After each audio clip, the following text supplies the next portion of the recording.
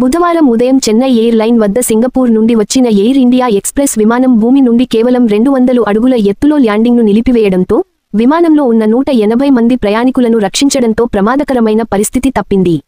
ఉదయం 10 గంటలకు ల్యాండ్ కావాల్సిన విమానం తుది దశలో ఉండగా పైలట్లు ఒక మలుపు తిరగాలని నిర్ణయించుకున్నారు. తరువాత విమానయాన అధికారులు దీనిని అస్థిర విధానంగా అభివర్ణించారు.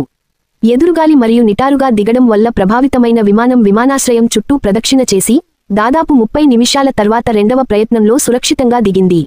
ముందు జాగ్రత్త చర్యగా ల్యాండింగ్ రద్దు చేసినట్లు విమానాశ్రయ అధికారులు ధృవీకరించారు. సురక్షితమైన ల్యాండింగ్కు నియంత్రిత అవరోహణ రేటు, సరైన వేగం మరియు అమరిక అవసరం. ఈ సందర్భంలో అవరోహణ చాలా నిటారుగా ఉంది మరియు గాలి వేగంలో అకస్మాత్తుగా మార్పు వచ్చింది. ప్రయాణికులకు ఎటువంటి గాయాలు కాలేదు. డీజీసీతో సహా అధికారులు విమానయాన సంస్థ మరియు సంఘటన జరిగిన సమయంలో విధుల్లో ఉన్న ఎయిర్ ట్రాఫిక్ కంట్రోల్ బృందం నుండి వివరణాత్మక నివేదికను కోరనున్నారు.